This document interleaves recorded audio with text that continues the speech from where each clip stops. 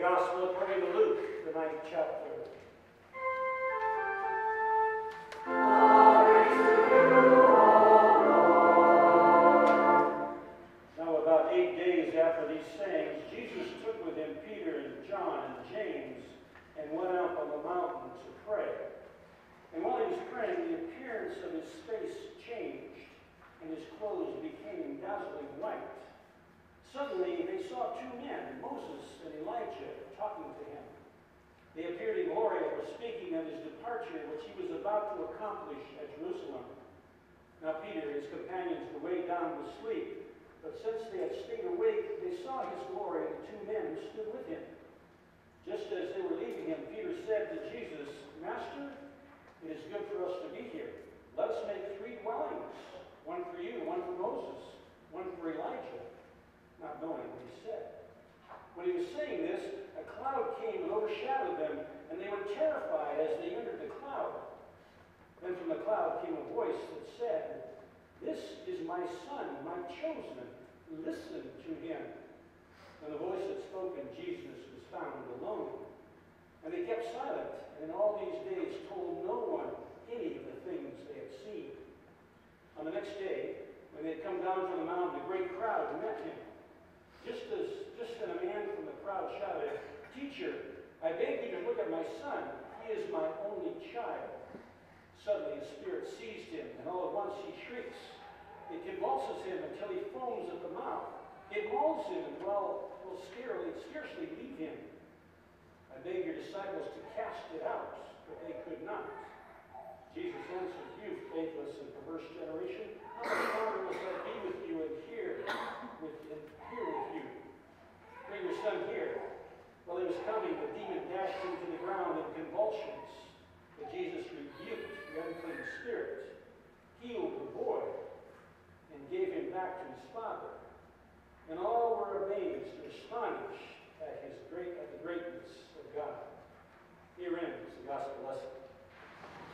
The Lord God, may the words of my mouth be acceptable in your sight, and the meditations of our hearts help us to see the transcendence of your transfiguration. Help us to heal the epileptic child. Amen. This passage from Luke, the description of the transfiguration of Jesus, has been interpreted in various ways by the Christian church throughout the centuries. It is usually interpreted theologically to be the fulfillment of the Old Testament prophecy, to trace the history from Moses to Elijah to Jesus, to the fulfillment of the new Messiah to come. And it's interpreted as if John the Baptist were Elijah and Jesus is the new Messiah. The Transfiguration is often interpreted as the pronouncement of Jesus and his journey toward his death and resurrection, a foretaste of the future eschatological events, a vision of the transcendent God who leads and then takes home his children. That's the theological framework. That's how the church has traditionally interpreted this passage. But what I'd like to do is take a look at this passage from the perspective of Peter and what Peter was thinking. Peter, the rock on whom the church is built. What might he be thinking in this process? He doesn't get a very good script and a very good role in this narrative. Perhaps he's thinking something like this. He says, I see this radiant light, and I'm blinded by what it means. Jesus has changed right in front of me. Is this an aberration? The wind stirs and the soft clouds blur my vision. I can barely see James and John. And then, like 10,000 ram horns at the festival of the tabernacle, a thunderous voice shouts, and I'm frightened. Did I just see Moses and Elijah? Did I not hear God in this cloud of thunder? He proclaims that this is his beloved son. Why Moses and Elijah? Why not Abraham, the father of all nations? Why not King David, the king of all kings? Why Moses? Why Elijah? I can't forget what's happened here. It must be significant. It's a transfiguration. It's a mystical, mysterious experience. You know what I've got to do is I've got to capture this.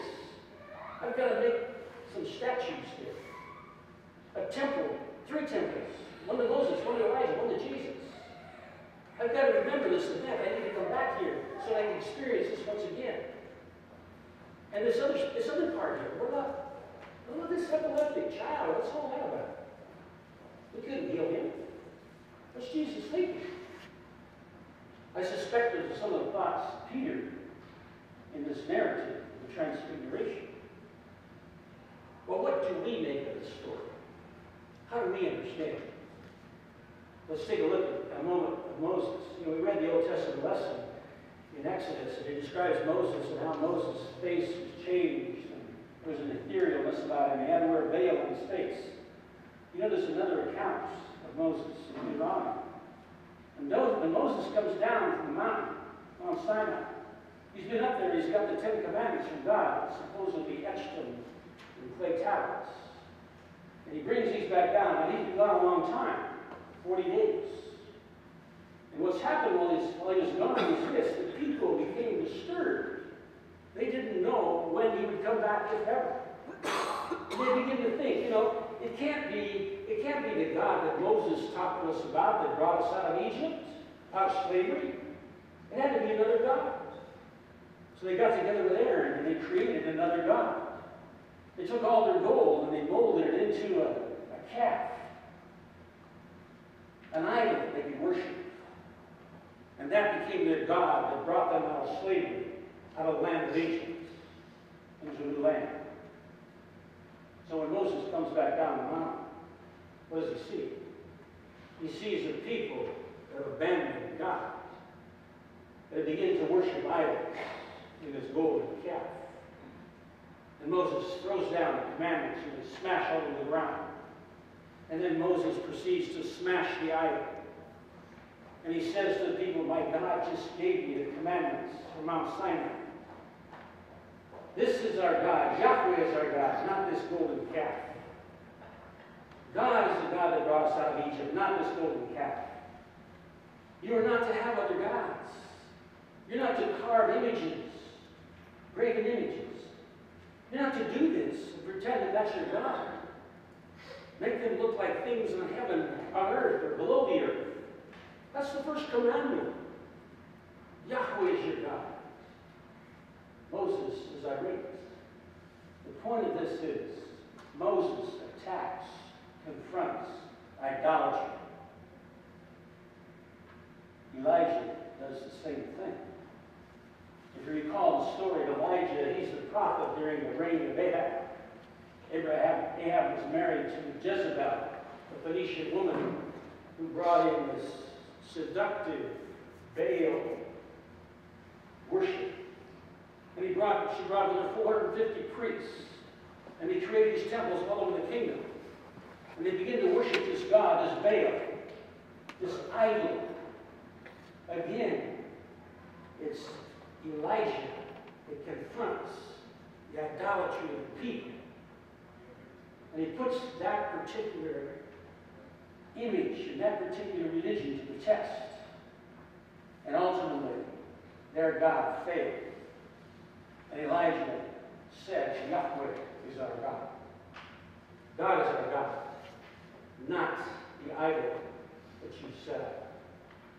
And so again, we see that Elijah confronts idolatry. This passage of the Transfiguration is about 2 things. 3 things, really. The first 2 things are to understand the transcendence of God, and also the immanence of God. That God is here. God concretely helped the people get out of slavery, out of bondage in Egypt. God concretely helped the people get away from Baal worship and idolatry. You see, this passage is about the immanence of God and the transcendence of God, first and foremost. Secondly, This story, the transcendence, this transfiguration of Jesus, is also about the second part of the story, where you're healing the epileptic child. Now remember, the apostles, the disciples couldn't do that. They didn't heal this child. What they wanted to do, Peter wanted to build dwellings. And Jesus confronts them and said, how long am I going to have to put up with this stuff? Don't you get it? Don't you understand what this is about? It's about God's presence in the world. And it's about you confronting the epileptic child. Now think of the epileptic child in a broader sense.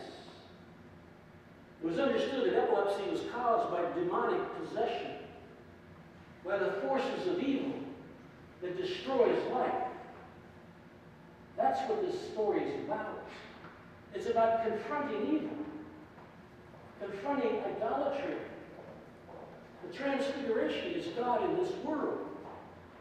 The Transfiguration is attacking the idolatries that control us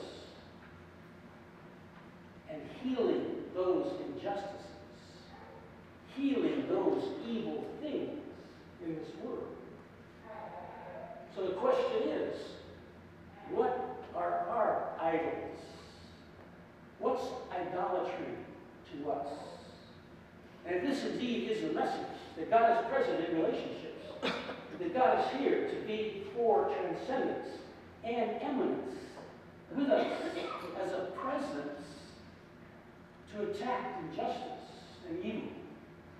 What is evil and justice in our world? Well, we all think of deeds that last. But there's a larger framework. Idolatry to me, one very, very specific idolatry to me, is to understand the context in which we live in America.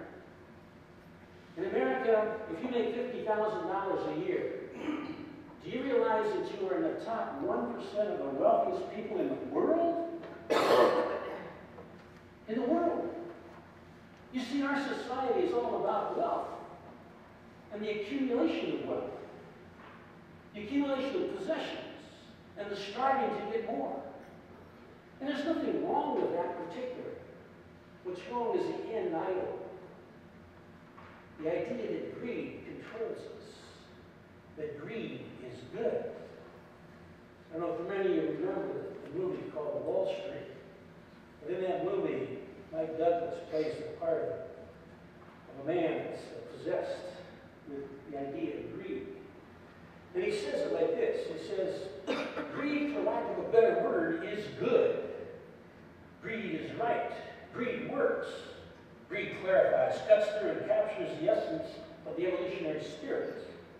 Greed in all its forms, greed for life, money, love, knowledge, has marked the upsurge of mankind. Greed will not only save our company, it will also save the other malfunctioning corporation called the USA. What is greed but self-centered hubris, self-centered pride? It's all about us. It's all about me. It's all about what I can accumulate, and I want it now. You see, that whole scenario is idolatry.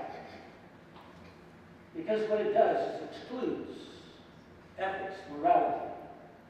It excludes the passion and compassion that we understand as the life of Jesus. It excludes the possibility of us healing the epileptic child in a symbolic and metaphorical way. The transcendence, the transfiguration narrative is about the transcendence of God in our world, attacking idolatry, and going around to heal that which is wounded, to attack those things that are evil, to bring justice and righteousness into this world. The transcendence of God is lived out in our service, in our communities, in the values we teach, in the relationships we encounter, in the communities and the people we touch.